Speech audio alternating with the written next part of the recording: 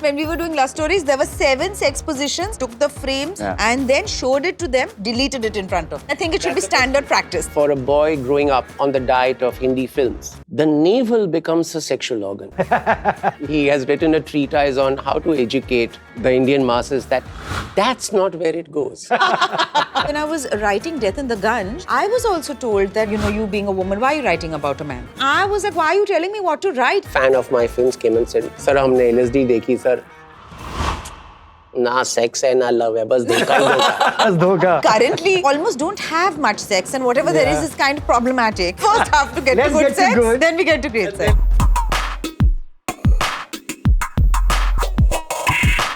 Hello and welcome back to another episode of the Durex Podcast. Now, for most of us growing up, sex on screen often meant 2 flowers touching each other for the longest time. But has that really changed? And do our films shape the way we think about sex? To unpack all of this today, I've called 2 fearless storytellers who've rarely played it safe. Konkona Sen Sharma, an outstanding National Award-winning actor and recently turned director, with Dibakar Banerjee, one of India's finest directors, also a National Award winner, and a dear friend. Welcome to the podcast, guys. Thanks for having us, Abhay. What I'm excited about today's episode is, actor, director. What we have here is an opportunity to sort of break down sex, sexuality, gender, identity, portrayal through the medium of cinema. Are we shaping culture? Are we being shaped by culture? Also, maybe talk about how cinema influenced us growing up. You as a woman, you as a man, both of you all are storytellers. So my upbringing, I think, has been fairly unconventional. Yeah. And my mother always let me watch everything. I think from a fairly young age, I remember going to the Moscow Film Festival with her when I was 9 years old or 10 years old, and she was on the jury. Wow. And I used to watch all the films with her. And some of them were, a little adult. Out there. And sometimes I would only look at her and say, but Ma, it's saying, but Ma, it's saying whatever, 16 and above. And she was like, it's fine. The conventional thing you would go, though, that's like spoiling the child or influencing them to be a This kind certain of a way. thing is always so subjective and family to family. Yeah. But by and large, I think it is important to talk to children freely about sex and sexuality and gender in an age-appropriate way from a young age, and to go back to that conversation repeatedly, because there are also questions, there's wrong information coming in from a lot of places. A lot. Because I did have some friends who had these very strange notions, with the nose and the armpit kind of sex. Huh? Yeah, where people thought, penetration is nose in the armpit or navel. I never heard nose and armpit. Whatever, some nonsense. I don't mind nose and armpit, but I know it's not penetration. Yeah. So those That's kind of more. notions children have. Also this notion, that our parents are not having sex. So this, I understand, is, as a child, it is, you do feel like that. But I feel like, as your child is becoming, a preteen and a teenager, it is important for children also to not view their parents or anybody as a monolithic identity. That parents are not just parents, that they are also working people, that they are also not sexual beings, but whatever, they have a romantic life. I mean, they parents have all of us are sexual All beings. of us. that all of us are sexual beings at some all level, of that us it are is not sexual something beings. to be frowned on, Yes. that it is something to be embraced, that it is private. That you Of are a course it's product of a private. sexual act. Yes, to begin and with. hopefully out of love. And hopefully it was, and consent, through love ideally. and- So these are things, these kind of, abstract. So we must talk to our children about abstract notions. Yeah. And it's so important. I was telling my son the other day, it's so nice to talk about abstract things and to talk about ideas, actually, as opposed to specifics. I perceive you might come from a family that is more contemporary, more open, and would have possibly tried to imbibe, more information into their girl. A lot of girls don't get that in our country because it's not considered a good thing to do. We don't talk about sex. See, I was very lucky actually, because in my family, it was fairly liberal and progressive, of course. So I actually had a very basic sex education, I think, at 9. My mom told me about a garden. At sweet. 9, those were the images and metaphors she used. There's a garden ready to grow a baby in your tummy. Some things like this. I've forgotten the cute. imagery. I'm mixing metaphors, but something like that. So I was actually quite well aware of sexuality. And I feel it's very important to do that in an age-appropriate way. So the same conversation has to be had many times. At 9, it's very different from 11, very different at 13. It change. depends on the particular child and on the context. Yeah. Girl, boy, family, joint family, whatever, all of that. Yeah. But however you want to, we have to prepare children. Did you see some kind of dissonance between what you were being taught from your family and what you saw on film? I think that at that time in the 80s and 90s growing up, there were very few films which were sensible. A lot of the films were also money-making enterprises. They were also not really looking at, there was some regressive values, whether it's item numbers or today. Making fun of the queer community. And we're still doing it to a large extent today. I actually didn't grow up on a diet of that. I grew up on a diet of a lot of world cinema, regional cinema, South Indian films, Bengali films and things like that. What about you, Dibakar? I mean, how did films shape you as a kid? They shaped me hugely. In fact, my first sexual fantasies were deeply connected to the imagery that I saw in those films on the telly, on Doordarshan. Yeah. And all of us know that our sexual lives begin much earlier than it is purported to be. Yeah. And they form a foundation of the unconscious part of my sexual self, not the conscious part. For example, for a boy growing up on the diet of Hindi films, the navel becomes a sexual organ. One of my scriptwriter friends, a very, very funny guy, he has written a treatise on how to educate the Indian masses that that's not where it goes.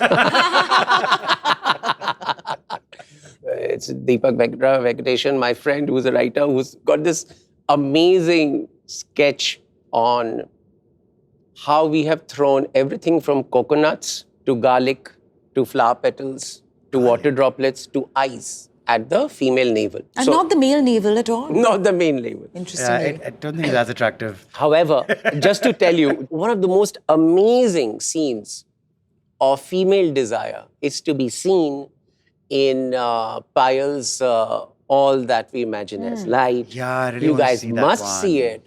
And the male navel and the female hand caressing it features so nicely. So for me, my childhood images were deeply connected to what I saw all around me. Yeah. So when I, on the telly, Doordarshan again, I used to see Hindi film song sequences. And one particular heroine is running down a hillside. And another particular hero is running down a hillside. And I've never seen people in their 30s run down the hillside like that. Okay? Or roll down Or together. roll down. yeah. That happened a like lot. that. Yeah. And I didn't know what was happening, but I knew that that's not the way people behave. And one thing that came to me was, this is not the thing. The thing is after close. this. It's going This to is the the lead thing. up. It's going to the thing. My next exposure to any kind of sexual activity was through pornography. And at the same time, we went to a co-ed school. So with that would start crushes. Now, what used to happen was, when I would be having a crush, I would never think of that person pornographically. And when I was thinking of pornography, I was never thinking of that person romantically. Yeah. Interesting. So the cleft between intimacy and sex came in. And it's an average male experience. It took me Same with me. 20 years from my teens to get back to even try and understand. This difference is a difference created by the need to sell, the need to control, the need to get into your private space, into your heart, into your heads, into your psyche, into your unconscious, and put stamps of control which you can't even feel, so that you can work according to a power system. Do films reflect life, or does life reflect film? Do you have any thoughts on that? This question, which one has come across before, art imitating life and vice versa. Yeah. It's an unnecessary binary, actually. There's no need for it, because it's, it's a bit of both.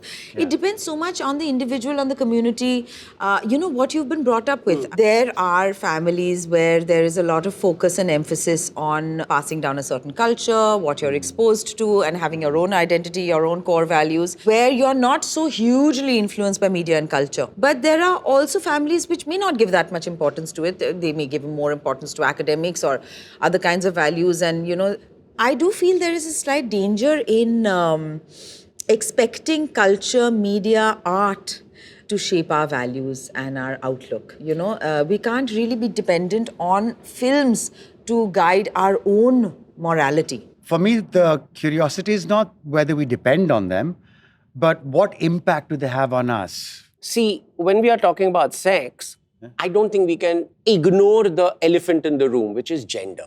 Yeah. You and I are men, and just saying that changes our battle significantly from Konkana's battle. And when casting a film, you look for a certain kind of a look which will sell. Under that lies a certain kind of valuation system that the society has. One of the reasons, and she is laughing, and I know why she's laughing. I'm laughing because it's so amusing how we do these things. Totally, I know. So basically, for example, if you're Konkana, and if you're an intelligent actor at 20, and if your features are not made in a certain way, the value system will not take you as some kind of a sexual allure which can be sold. What is desirable is already coded, they have already decided. Okay? Then little bit you play. What you can, the thing is, it's not so important. So it doesn't matter so much. I'm sorry, I'm just jumping in to say, add one more thing, is that, this thing of what we have to cast according to a certain look, because what is desirable is already decided, not just by Indian films, but everywhere, everybody. It's in Hollywood too. Is that even when I have done some films which are perhaps not, like not so arty or whatever, little more mainstream, whatever, there is a certain, how do we present women? There is a certain hyper-femininity, there's a certain hyper-fem kind of aspect to it, which also one has to learn. This having so much hair, like hair, a lot of hair, a fair skin, very long lash, whatever, those kind of things, these are already coded. You have to learn how to do this, and you can learn it. It's not even so hard. You can learn it. But this is what is existing. Now it's like, does your self-worth, does your ego, does your desirability, all of that depend on that? Ideally, it shouldn't. How difficult or easy has it been for you, for a person like you, a woman like you, an actor like you, to get the roles that you've done? I know you said some are better than others, but I can't imagine you doing some run-of-the-mill and I'm just 5 item numbers and you're out. So how easy or difficult has it been for you? To begin with, I didn't ever want to be an actor. It was a happy accident. I'm very grateful it worked out the way it did. We are too. But thank you. So, but I'm saying that sometimes one would get very strange films also. So it's often about the intent. When you can see that overall the film is trying to be exploitative in some ways, but it's under the guise of being, like somebody. Modern ladki hai. Yeah. So this I had a problem with from the beginning. Modern ladki, matlab wo western clothes pehenegi, wo cigarette piyegi, ya daru piyegi. This was this. These were the signifiers for the bad slut girl. And there was the, wearing Indian clothes and, so I was externally really boxed into a certain extent, especially in the earlier part of my career, to be a woman of substance, which I don't think one has to be, and with a lot of moral integrity. It was thrust upon me. So what happens is, if you have a role where you can little bit bring in some nuance on your own. So that actually a lot is, how your rapport is with the director. That's what I was curious about, question with him is, this is what you and I come with. As a man, I have my own standards to look up to, right? So we come in, so we come in with all these insecurities. So my question is, a director, a storyteller will see that. But I stayed with the power system, no, Abhay. You what? If you see my earlier films, Khosla Ka Ghosla, it's about men. Oi Lucky, it's about man. LSD, it's about what men do to others. Shanghai, it's about men. Okay, of course, Kalki's part is very important. So most of the films that I have made, Vyomkesh, it's about a man. It's about men. It's only recently, after, my hair's gone grey, and after my association with some very strong women in my family and my life, that I've finally begun to understood the absolute all-pervasion of that power system. So you start making films with female protagonists. So I make a kind of a tentative start with Sandeep or Pinky Farrar. Then I go to LSD2, where now the protagonists are transgenders or women. In one story, it's a transgender woman and a cisgender woman. And knowing the path my career is taking and taking a very objective sort of, recognition of that, one has to understand that there is a power system which dictates certain values which are upfront called aesthetic values. But under that, there is a deep psychoanalytical undertone of a power struggle between the genders, and sex are a key pillar of the perpetuation of that power, power system. Sindoor. A woman has to show that she is married. Behind that lies the idea of marriage. Behind that lies the idea of the pativrata woman. But property. But behind that lies the idea of property. And you control property by controlling the attitudes and valuation system around sex and gender. Then you slowly and slowly, as she said so rightly, that you're given a 1-inch room to play around a bit. And there's always a price to pay. For that 1 inch, you lose 6 feet. Agreed. Agreed. Yeah. So that's what happens. And that's why, just quoting from the film, is that every time I have played intelligent safe, दिखने में dangerous लगता है. दिखने में लगता है यार क्या सही नई फिल्म बनाई है. लेकिन है तो मर्द की ना फिल्म. है तो मर्द की sexuality ना. It just happens that I'm a guy. But I think also, as a guy, you're well placed to say that and comment on that. That is true. Your life experience. But not that you can't have a female protagonist. But I'm not a storyteller if I can't jump onto a woman's mind. I was just reading a few days ago some of the more controversial verses of Kalidas, which are about the erotic experience between two gods. And there you see a 2,000-year-old and a 1,500-year-old enumeration of female desire. No sense of shame. The poet is saying, boss, I'm showing two people now. I have to show both the people. I have to show how this person is erotically aroused. And I have to show how this person is erotically aroused. Yeah. So he is behaving like a woman. That part, when it's lost, the representation of sex or sexual power or whatever in our narratives becomes more of a handmaiden of a power system than a depiction of what's really happening within the closed spaces. And the changes that are happening. Today, two young people will have sex in a way that they did not have 30 years ago. Today, a woman will have more say in it. 100%. If two young people in any small town or big town in India have sex, the woman will have more say in it. The one will be a little more expressive of her desire. 100%. I'm talking about compared to 30 years ago, to our mothers' lives. And I'm not talking about elite people. I'm talking about normal people. So they will joke about it. They will joke about the desire. That has come because of whatever residual effects of feminism that we've had, and the validation of female desire as not something slutty, but something as normal as male desire.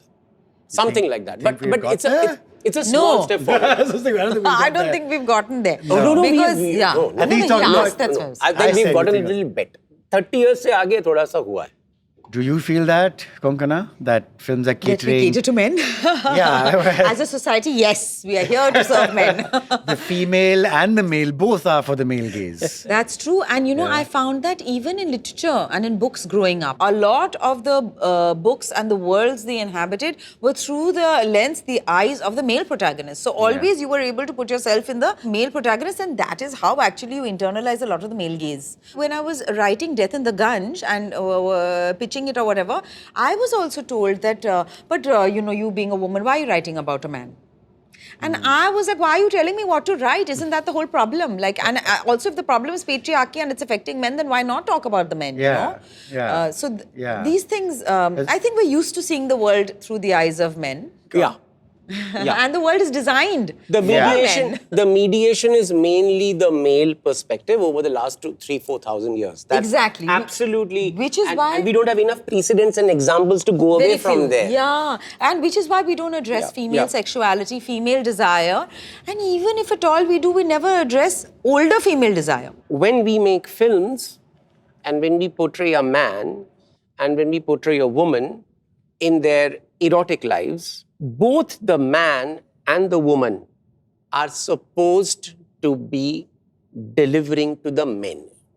When a film becomes a family film, then Amol Palekars and Ayushmann Khurranas have a hit. So when families are watching, which means women are watching and children are watching, then by the logic of that selling only, the valuation changes a bit. But when it's a big, huge, massy thing, then I think the violent male who solves all problems by violence is still something that sells the most. And that ranges not only in India, It ranges from everywhere from Batman to Pushpa. And that shows us something about the value system which the larger part of the world is still subjected to as entertainment. Is there a possibility to show sex in cinema without being vulgar? What comes to mind immediately, which I find highly, I guess erotic is the right word, or sexually charged, is the scene in Maqbool between the greats Tabu and Irfan. And it's actually, I think, his boss's wife. A love interest. And she says something along the lines of, "Aapko aajkal pyas nahi lagti." That's all she says, actually. And there's another part where she deliberately stamps on something when they're walking down, and she deliberately gets a nail in her foot so that he has to deal with it and attend to her foot. Yes. So, which is so powerful. Which is also so sexy. So sexy. Because also the thing is that, it's usually not, sex is not just sex. Exactly. Because sex can be so many other things. Exactly. It's so interesting. It always is. And sometimes sex is just an expression of anger, sometimes it's jealousy, sometimes it's grief, sometimes it's loneliness, sometimes it's revenge. It can be so many different things, and that's what makes it interesting. Sex by itself is the most boring thing. It's what happens, as you so rightly said, it's about the other things. Yeah. Two people are having sex. If you show it, that means you're showing it to a bunch of repressed audience. So just the portrayal of the act of sex. Yeah. Even if you're showing people just the act of sex, they are bringing their own thing to it, no? True. They are putting from their imagination, they are putting their whole thing, their own backstory, their own whatever traumas, their own kinks, their own childhood psychology, all of that everybody's bringing. So it's so nice if actually filmmakers and writers, authors, artists, whatever, because ultimately it's shared humanity. Yeah. Not just sex.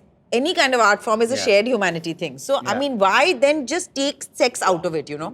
And everything else we are portraying, but not sex. Yeah. And to me, the right analogy would be that if you ask me as a director that how will you portray sex, I'll say that I'll portray sex as I portray eating. I mean, two people eating is never a scene. Two people eating and one person in the end killing the other person is the scene. Yeah. So if two people are having sex, then one person knowing that there's a camera on, and the other person not knowing and saying, I love you, or whatever it is. That's the scene for me. So therefore, it has to be just the way we treat food scenes. Yeah. And all of us directors, we know that the food scene is about something else. So Dibakar, you've shot some ads for Durex, right? It was groundbreaking because it was the first time a condom brand spoke about the orgasm gap in India. What has your experience been like working with the brand? As an ad filmmaker, and that's a completely different side of my life, what happens is the script comes to you first. Yeah. So the moment the script came to me, I really loved it. The script came with the orgasm gap? Hey, they wanted to speak about it. The idea of the script had mutual climax. What it said was that men get into it and they finish. And it was portrayed by, we discussed how to sort of, get through it, and it was portrayed by a beautiful metaphor of two people eating. See again, sex and eating. Again, it keeps coming. My most gratifying sort of, experience in that film was that when we approached women actors saying that, look, you'll have to have sex and you'll have to show pleasure. And I'll be showing you in various ways, in various angles, having pleasure. And it'll all be mostly about women having pleasure. They were so like, okay, fine, man. Oh, really? Okay. Let's do it. Let's do it. I would feel very... So there was a scene where her face was against the glass. And they were having sex where the man was behind. And I was looking for that moment when the cheek would touch the glass and go away, and touch the glass, go away. There's a little bit of naughty voyeurism in it, but it's also the woman's expression. How to show that in a way where it doesn't look like as if I am looking at it with a male gaze for my sexual gratification. So then the women in the crew said, Dibakar, just forget it. Just shoot it. Let's make the day. Let's just do it. So it was very nice. But it's nice to discuss orgasm gap. I would imagine... The male's need from sex peaks at ejaculation, but a female's need from sex, and therefore the orgasm, is a much more complicated and deeper affair. Therefore, it has varieties. That's a mota. how can we as filmmakers or actors end good sex in Indian cinema? Why would we end good sex? To make it better. To make it great. Ideas to make it great, exactly. Why have good sex when you can have great sex? So you can have great sex. Yeah. So, I mean, the question was, how can we... I know. To sustain. But I think what we discussed covered a lot of that. Is there anything more you can add to this? You know, of course, we should end great sex. We should end good sex only if we are approaching great sex. But currently, we almost don't have much sex, and whatever there is kind of problematic. Yeah. So we first have to get to good sex, good, and then we get to great sex. And then let's discuss great. But it's a good trajectory. Yeah. I'm not interested in portraying good sex. Because storytelling is narrative, narrative is conflict. Agar good sex maine dikha diya, to it's like good eating. Then I'll do a podcast on it. But if I'm telling a story, I will show bad sex. No, but I suppose the good I would sex like to show. in context is that is good sex, but because you're being true and authentic to what you're portraying on that screen. So I suppose the question also is relevant in a more objective manner. So a great sex scene, is which takes the story forward through sex. Just like any great scene is which takes the story forward through a shootout or through a... Whatever, it keeps the story moving. And also generates a meaning. There and then. Exactly. Which the audience is saying, oh, okay, so this is what's happening.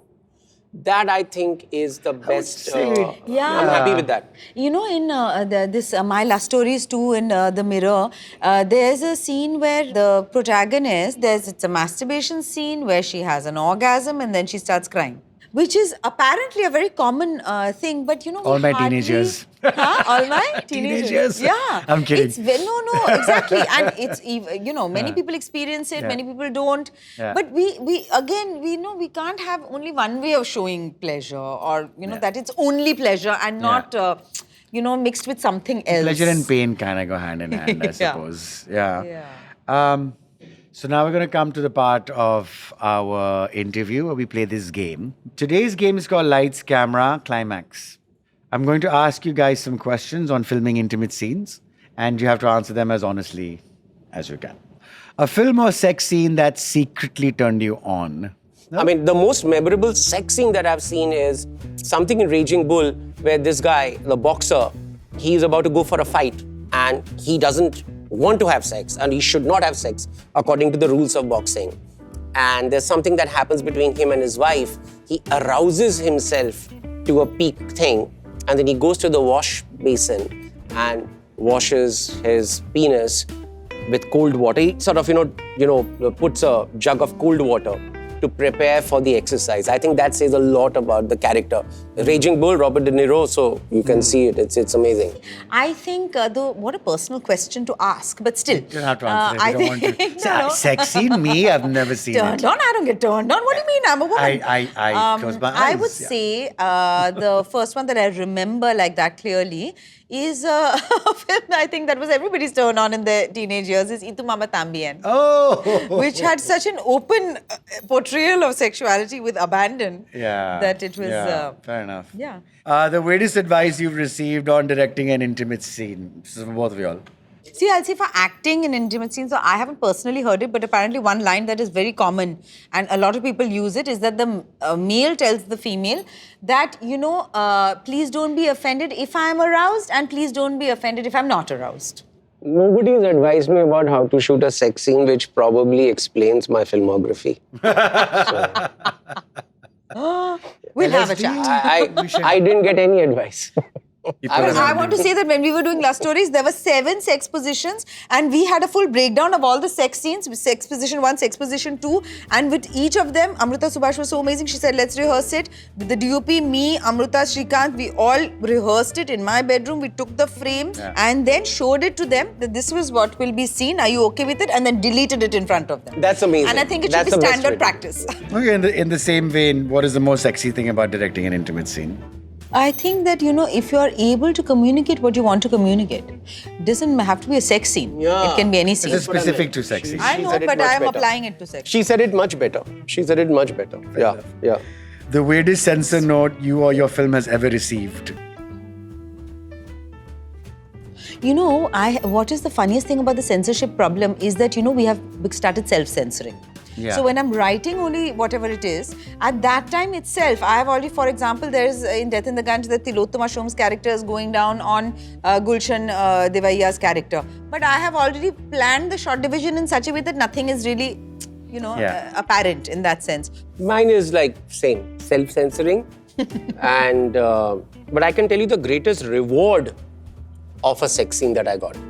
I was at a farmhouse party in Delhi and one fan of my films came and said, "Sir, हमने LSD देखी sir. ना sex है ना love है, बस धोखा है." बस धोखा. बस धोखा है. मैंने कहा, bang on, you got it. That's the story. That's too good, yeah. Fantastic. That is quite funny. One actor you'd love to direct in an intimate scene and why? It would be nice to direct someone who is very comfortable and free, uninhibited is good. It also, you see, if you have to do an intimate scene, you have to have had a chat with the director beforehand. Ki bhai kya chahiye, kya karna hai. But in many places, male directors are very awkward to have these conversations also. Shooting two people having sex is a very utilitarian thing. Abhay, thoda left kar, dikh raha hai.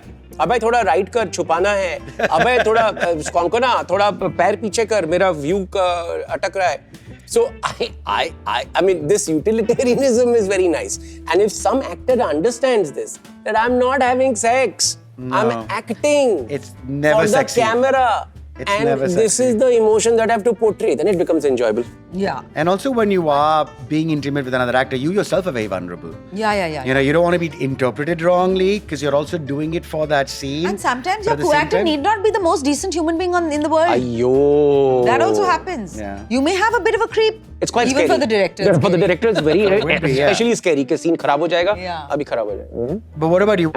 I've been named too. Actor, actress. Yeah, us. He's Okay, giving sorry. us a movie That was role. it. I'm so excited. Sex scene ho ya nahi, we are getting a movie. There has to be a sex scene now. Okay. Which of these is not an actual Bollywood movie? घर में हो साली तो पूरा साल दिवाली दिल दिया देवर को राजा रानी को चाहिए पसीना. None of these are real. घर में हो साली तो I पूरा know साल that Diwali. there is a real one called Jungle Mein Mangal. Yeah, there is. I have never seen it, but it used to come in Damsharads. Yeah. Yeah. I think this घर में हो साली तो पूरा साल Diwali might be. Would we ever see you directing something called अंधेरी रात में दिया तेरे हाथ में?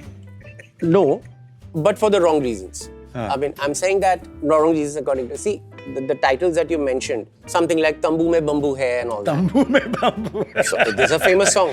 So, I hope that's the title of our movie. When we speak about these films, we know in our heads and in our hearts that these films are for the rest of the population of India who are 80% or 90%, and when we are speaking about them, we are demising them, we are othering them, and we know what's happening. But these titles are a function of the thing that we never talk about when we talk about sex, which is repression. Yeah. And how that repression happens parallelly to the value system that we were talking about earlier in the podcast. So, the male gaze, the repression, there is a huge amount of discourse or huge amount of support to a kind of sex which is not shared, which comes out of your control of the person who you want to have sex with. So, it's more about control. It's about wanting sex and having sex when you want it, the way you want it, without sharing. And I'm not being wokist here. I'm saying that इसको समझने का मांगता है. I'm saying that I don't mind अंधेरी रात में दिया तेरे हाथ में या दिलरुबा टांगे वाली or whatever, as long as there are films which says auto driver मेरा राइडर. ऐसी फिल्म ही होनी चाहिए ना. There's our title. तो मतलब साथ चलो. You are the actor, right? But we have a whole wall and we are going to go to the wall and you guys can select what you want to take home. Okay. Yeah.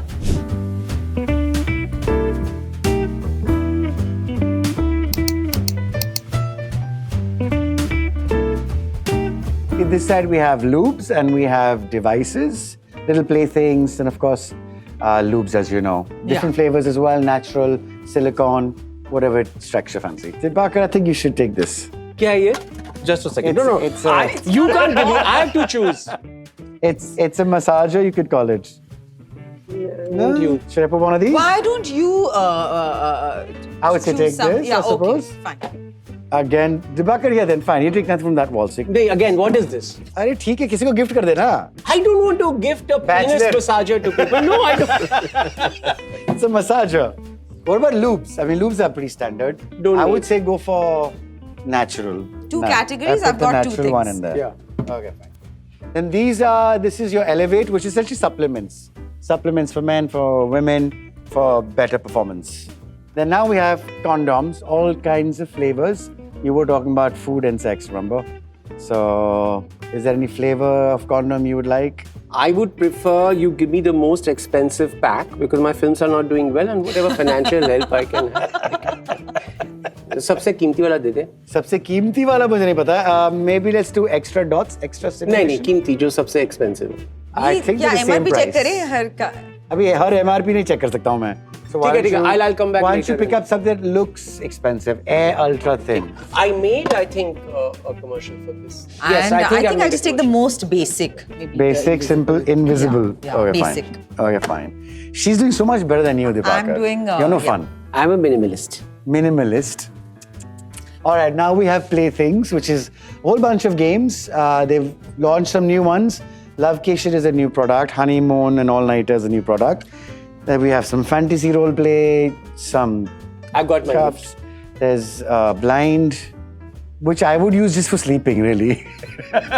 Oh, it's a blindfold. Smart. Yeah. No, is it a blindfold? It's an eye mask. it's just an eye Eye mask. It's an eye mask. mask. Even I want an Eye eye mask. mask. Yes, we- I've got it. I'll Get me you another before. eye mask. I'll yeah. get you another. Even I want an eye What is mask. the lovecation? Lovecation is Nights of Passion. There's also a new one of theirs, Honeymoon All Nighter. Okay, chalo. I'm not that ashamed of you now. Not bad. That's quite a loot. Let's go to Loot here. She's the winner. Thank you, Abhay, Well, thank you for for coming. this basket you. of goodies, Yeah. Yeah. which will completely transform my life. And from here onwards, I'll walk on to the horizons of safe, glorious, and great sex. And She's not going to call and scream at me. She say, take my husband back. And that's a wrap. I think Indian cinema and its viewers have only tiptoed around sex and conversations around it. But today's chat has left me kind of hopeful. It seems like the gaze is surely shifting. And as always, if you enjoyed the episode, don't forget to like and subscribe to the channel for more updates. You can also stream this episode on the Durex Podcast Spotify channel and follow us on Instagram for more conversations around pleasure, intimacy, and everything in between. I'll see you in the next one. Ciao.